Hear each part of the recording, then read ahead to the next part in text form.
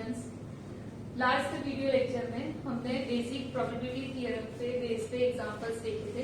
अब आज आगे की थियरी पढ़ते, तो आगे की थियरी में कंडीशनल प्रोबेबिलिटी के बारे में पढ़ना है। तो कंडीशनल प्रोबेबिलिटी क्या है? तो जो कंडीशन हमें एग्जाम्पल में दी है उसके बेस पे प्रोबेबिलिटी फाइंड करेंगे, जो कंडीशनल प्रोबेबिलिटी होती है। तो उसके लिए थियरम्स है और उसकी फॉर्मूला है जो आगे के एग्जाम्पल्स के लिए हमें उसकी जरूरत पड़ेगी। तो पहले देखते हैं conditional probability for any two events A and B in a sample space S. एक सैंपल स्पेस है जिसमें दो इवेंट है ए एंड बी।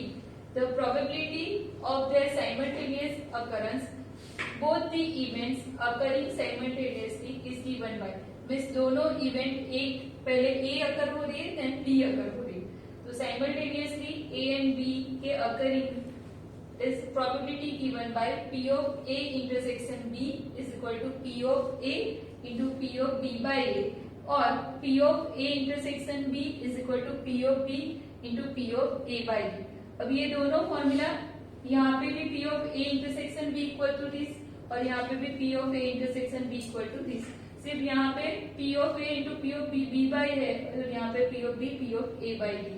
तो ये दोनों के बीच का डिफरेंस क्या है? तो यहाँ पे स्टेटमेंट में लिखा है where P of B by A is conditional probability of B given that A has already occurred।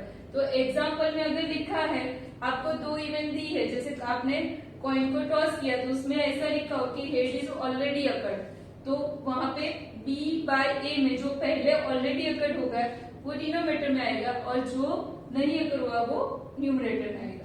तो कंडीशनल प्रोबेबिलिटी को P of B by A, वहां पे B given that and A is already occurred।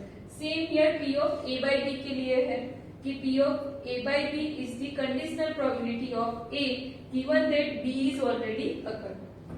तो ये दोनों formula आपको याद रखनी है जो हमें एग्जाम्पल में यूज करनी है।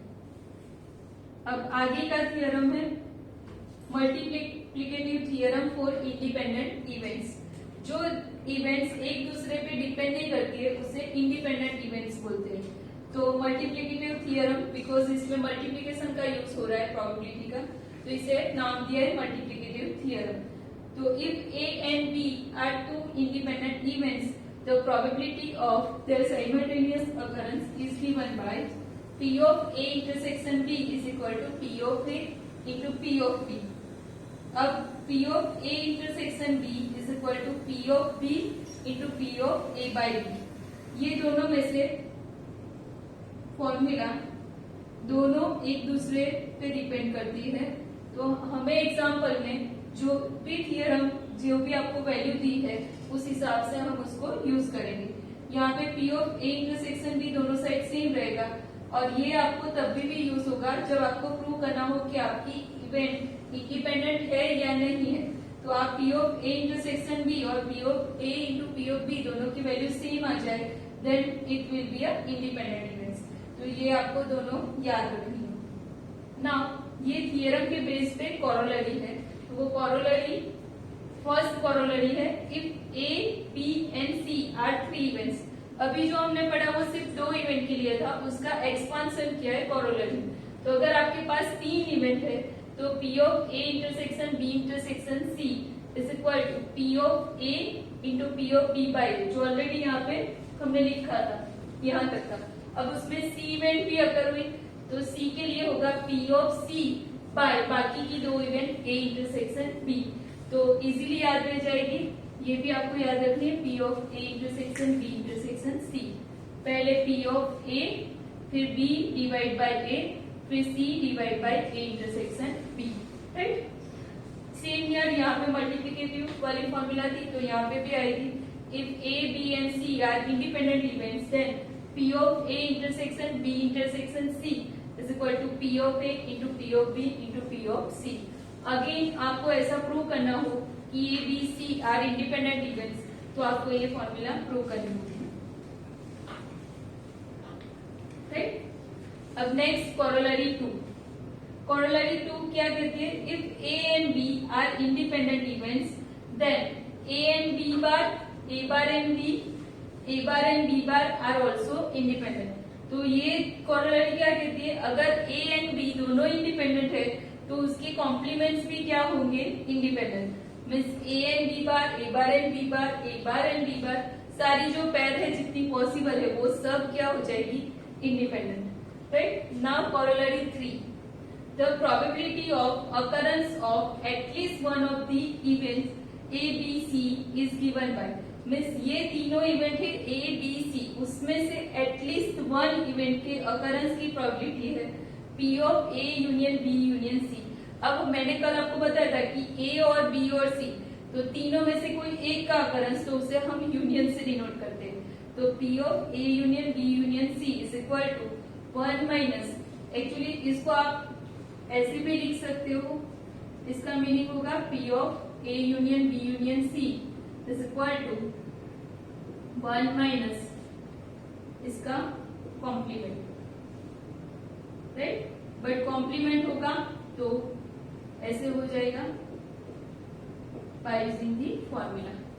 जैसे हम सिंपल एक के लिए लेते हैं कि P of A is equal to 1 minus P of A bar, और P of A bar is 1 minus P of A।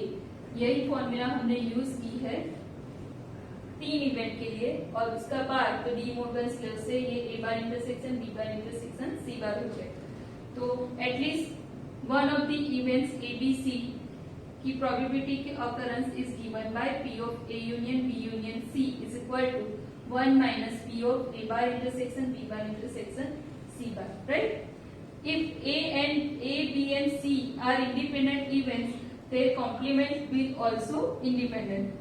तो अगर ये इंडिपेंडेंट है A, B, C, अभी मैंने लास्ट कोरोलेट में बताया कि अगर A एंड B दोनों इंडिपेंडेंट है तो उसके कॉम्प्लीमेंट और जितने भी पेयर बन रहे हो सारी इंडिपेंडेंट हो जाएगी। तो अगर इंडिपेंडेंट है तो इसका meaning bye using the formula in corollary 1, इसको आप मल्टीप्लिकेटिव थ्योरम अप्लाई कर सकते हो। तो मल्टीप्लिकेटिव थ्योरम के हिसाब से ये होगा 1 minus P of A bar into P of B bar into P of C bar. तो ये नई फॉर्मूला बन गई by using the multiplicative theorem. And last, pairwise independence and mutual independence. तो पेयर वाइज इंडिपेंडेंस के लिए the events A, B and C are mutually independent if the following conditions are satisfied. तो mutually क्या होती है events, वो मैंने आपको फर्स्ट वीडियो में लिखवाई थी डेफिनेशन। तो P of A intersection B equal to P of A into P of B, P of A intersection B intersection C equal to P of A, P of B, P of C। मैंने अभी यहाँ पे आपको बताया कि अगर आपको ऐसा प्रूव करना है कि म्यूचुअली इंडिपेंडेंट है तो आपको ये प्रूव करना होगा। और भी कोई नाम से दिया है, सपोज B एंड C को प्रूव करना है तो आप ऐसे भी लिख सकते हो, A एंड C को प्रूव करना है तो आप ऐसे भी लिख सकते हो। मीन्स नाम चेंज हो जाएगा, बट अगर किसी को म्यूचुअली इंडिपेंडेंट प्रूव करना है या पेयर वाइज इंडिपेंडेंट तो दोनों का इंटरसेक्शन इक्वल टू मल्टीप्लिकेशन होना चाहिए, तो वो म्यूचुअली इंडिपेंडेंट प्रूव होगा। Now we will see the example on conditional probability. अभी जो हमने थियरम्स देखे उसी के बेस पे एग्जांपल करते हैं। तो फर्स्ट एग्जांपल है, if A and B are two events such that P of A equal to 3/8, P of B equal to 5/8 and P of A union B equal to 3/4. So find the conditional probability P of A by B and P of B by A. So whether A and B are independent. बाद में answer find करने के बाद check भी करना है कि वो इंडिपेंडेंट है या नहीं है। तो कंडीशनल प्रोबेबिलिटी फाइंड करने के लिए पहले तो जो फॉर्मूला थी वो हम लिख लेते हैं। तो P of A intersection B is equal to, formula थी P of A into P of B by A, और सेकेंड फॉर्मूला थी P of A intersection B is equal to P of B into P of A by B। Right, तो यहाँ से example में पहले जो दिया है वो लिख लेते हैं। तो हमें एग्जाम्पल में P of A equal to 3/8 दिया है, P of B equal to 5/8 दिया है and P of A union B is equal to 3/4 दिया है। तो यहाँ से फॉर्मूला बनाएंगे।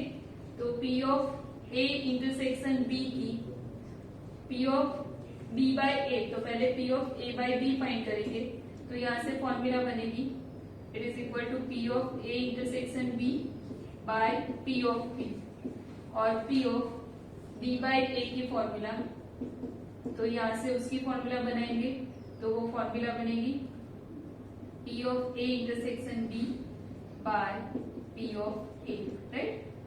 तो यहाँ पे हमें जरूरत किसकी पड़ेगी, P of A intersection B, P of B and P of A।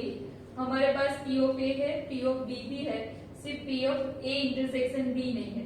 तो हम यहाँ पे पहले उसकी वैल्यू फाइंड करेंगे, तो P of A union B is equal to P of A plus P of B minus P of A intersection B। ये formula मैंने आपको फर्स्ट जो थियरम पढ़ाए थे तब एडिशन थियरम में लिखवाई। तो इससे P of A intersection B बनेगा P of A plus P of B minus P of A union B। सारी वैल्यू हमारे पास है, वैल्यू रखते थे। P of A is a 3/8, P of B is a 5/8 and it is equal to 3/4। 5 plus 3 8/8, 1 minus 3/4, 4 minus 3, answer आएगा 1/4, right. तो P of A intersection B मिल गया आपको। अब दोनों वैल्यू फाइंड करते हैं, तो P of A by B, formula है P of A intersection B by P of B। P of A intersection B is a 1/4 and P of B is a 5/8। तो इसको हम लिख सकते हैं 1/4 इंटू 8/5, 4 इंटू 2 इज 8, आंसर आएगा 2/5। Then second P of B by A, तो P of A intersection B by P of A, तो P of A intersection B में 1/4 आगे के जैसे सेम रहेगा। P ऑफ A उसकी वैल्यू है 3/8, अगेन 1/4 इंटू 8/3, 4 इंटू 2 8, तो आंसर आएगा 2/3। तो दोनों वैल्यू फाइंड हो गए। अब लास्ट में देखना है so whether A and B are independent or not. तो मैंने अभी आपको थ्योरम में बताया कि A and B are independent है या नहीं है, उसे चेक करना है। तो देखना है P of A intersection B is equal to P of A into P of B है या नहीं है। तो P ऑफ A की वैल्यू है 3/8 एंड इसकी वैल्यू है 5/8, तो 50/64 होगा। इसकी वैल्यू इसके इक्वल है P of A intersection B is 1/4, which is not equal to 1/4.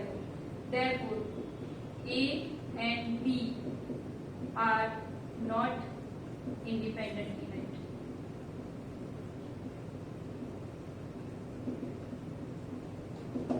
Okay? अब second example देखते हैं। A person A is known to hit a target in 3 out of 4 shots, whereas another person B is known to hit the same target in 2 out of 3 shots. So find the probability of the target being hit at all when they both try. तो पहले क्या दिया है वो पढ़ते कि एक कोई पर्सन A है जो टारगेट को हिट करता है 3 out of 4 शॉट्स में। तो आपको ऑलरेडी प्रोबेबिलिटी दे दी है कि पर्सन A की प्रोबेबिलिटी है टारगेट को हिट करने की 3 out of 4, तो P ऑफ A होगा 3/4। पर्सन B की यहाँ पे लिख देते, पर्सन B की प्रोबेबिलिटी होगी वो टारगेट को हिट करता है 2 out of 3 शॉट्स में, तो P ऑफ B होगा 2/3, राइट। अब हमें P of A and P of B दिया है, प्रोबेबिलिटी फाइंड करनी है कि target being hit at all when they both try, means A और B दोनों ट्राई कर रहे हैं तब टारगेट को हिट करने की प्रोबेबिलिटी। तो फाइंड क्या करना है, P of A union B, right. तो ये एग्जांपल को आप 2 मेथड से ट्राई कर सकते हैं। मैं यहाँ पे आपको दोनों मेथड दिखाऊंगी। तो पहले पी ऑफ ए आपको दिया है, हम P of A bar find कर सकते हैं। तो P of A bar is equal to 1 minus P of A is equal to 1 minus 3/4, 4 minus 3, answer आएगा 1/4।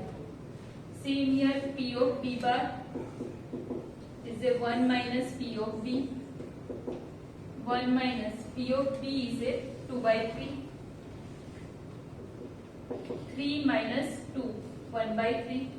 Now p of a bar intersection b bar find करेंगे।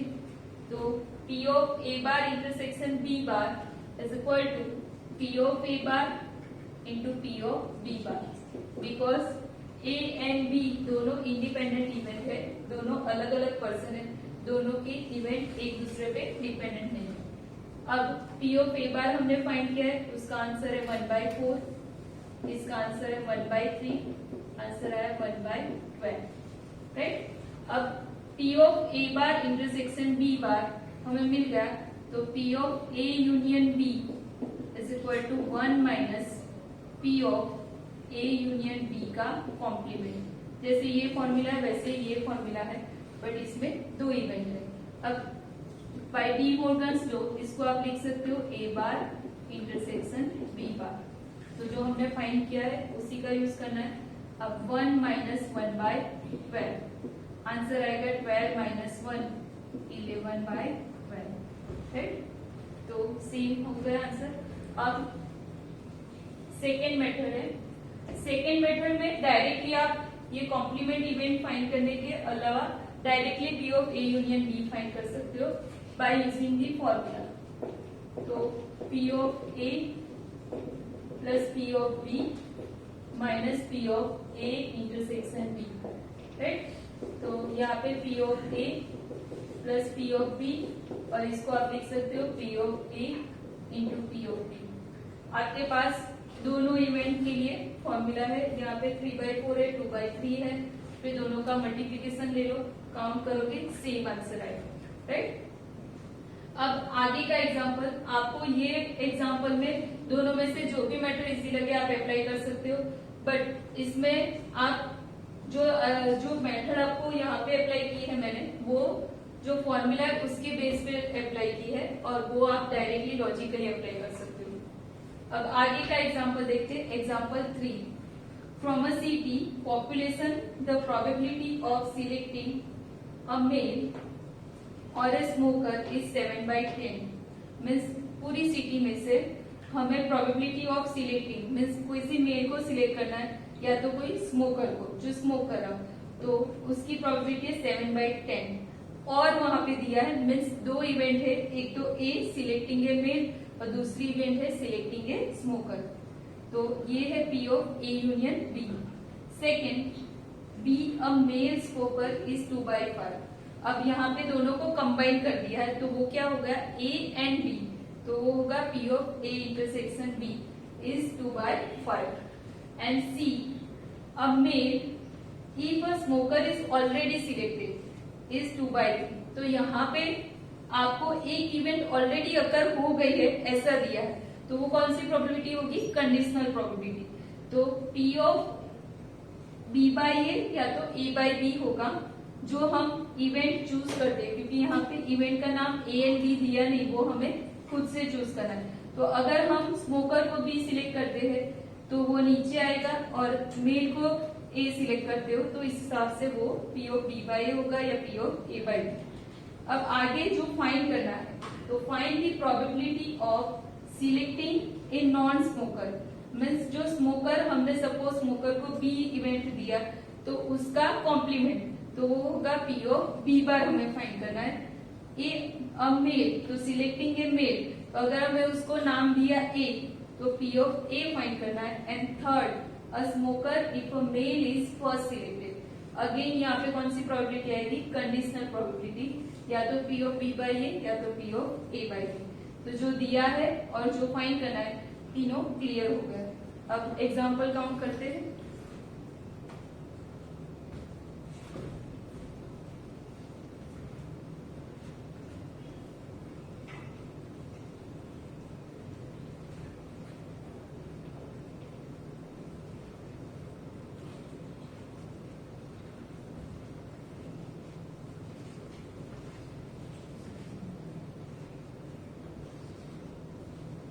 पहले example में हम consider करते थे कि हमें कौन सी इवेंट किसको एज्यूम करनी है। तो let A be the event that a male is selected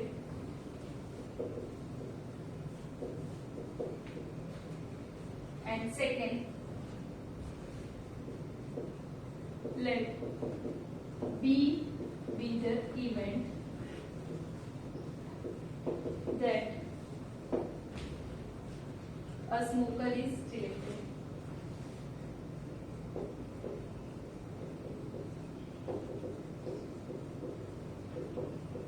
Right? तो A and B इवेंट हमने एज्यूम कर ली। अब जो दिया है पहले वो लिखते थे, probability of A union B। A और B means a male or a smoker is selected is 7/10। तो ये हमें दी है 7/10। सेकेंड हमें दिया है a male smoker is 2/5। तो A and B means A intersection B is a 2/5। And third conditional probability a male if a smoker is already selected is 2/3।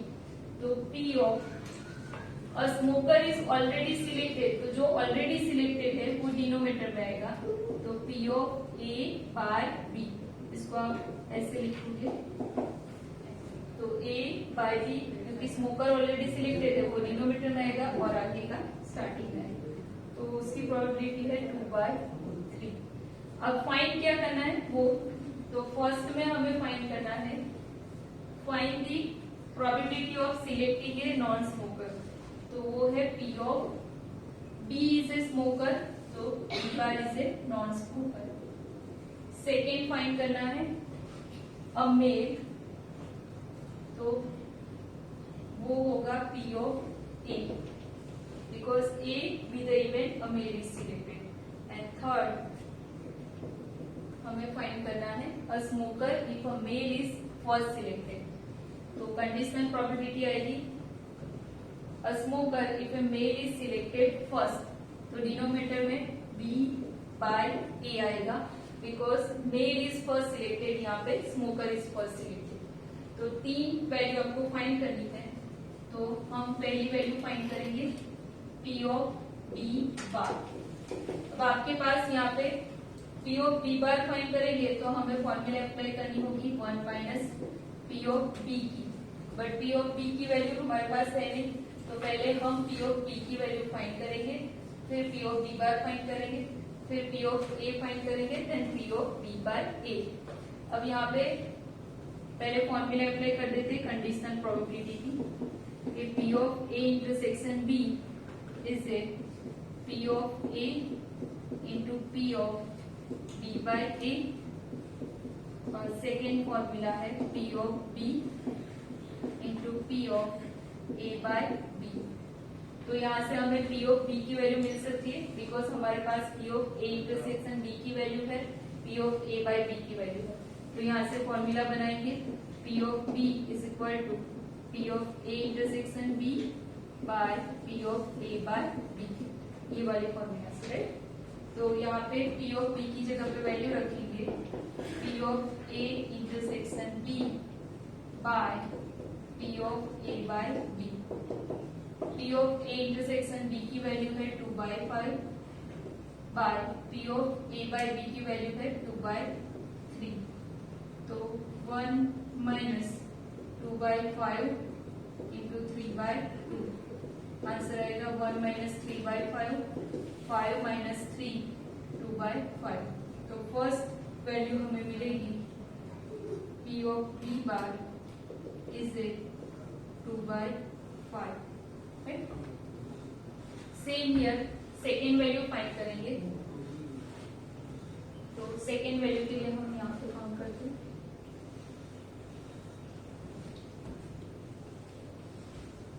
Second value हमें find करनी है P ऑफ A की। तो P of A की value find करने के लिए हम यहाँ पे ये फॉर्मूला अप्लाई नहीं कर सकते क्योंकि अभी हमने P of B by A नहीं फाइंड किया है। तो P of B by A या तो आप पहले फाइंड कर लो और फिर वो फॉर्मूला अप्लाई करो, अदरवाइज पी ऑफ ए के लिए पहले P of A bar find करो, राइट। तो पहले तो हम P of B by A find कर लेते, उसके बाद ये फाइंड करते। तो P of B by A is equal to, यहां से फॉर्मूला जैसे इसकी बनाई वैसे बनाएंगे, P of A intersection B by P of A, right. And P of A is equal to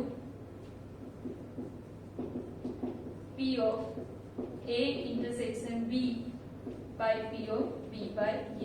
ये दोनों फॉर्मूला हमें अप्लाई करनी है, राइट। अब पी ऑफ ए के लिए फॉर्मूला है 1 माइनस पी ऑफ ए बार। तो पी ऑफ ए बार हम फाइंड करेंगे यहां से P of A intersection B से, या तो P of A union B से भी फाइंड कर सकते हैं। तो P of A union B होगा P of A plus P of B minus P of A intersection B. तो हमारे पास P of A union B भी है, P of A intersection B भी है। पी ऑफ बी हम यहाँ से फाइंड कर सकते हैं, या तो फिर आपने यहाँ पे भी फाइंड किया तो उसकी वैल्यू रख दो। तो P of B is equal to, इसको इस साइड ले लेते, P of A union B plus P of A intersection B minus P of A. तो P of B is equal to, value लिखते हैं 7/10 plus 2/5 minus P of A,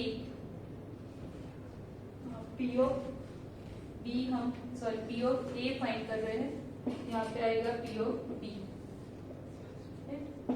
तो P of B हमारे पास है, यहाँ पे हमने ऑलरेडी फाइंड किया है, ये पी ऑफ बी है 3/5। या तो फिर आप यहाँ पे ब्रैकेट में लिख दो कि P of B bar is a 1 minus P, तो P of B is a 1 minus P of B bar, 1 minus 2/5। तो 5 minus 2 is a 3/5। Same answer आएगा जो हमने यहाँ पे लिया है, तो 3/5।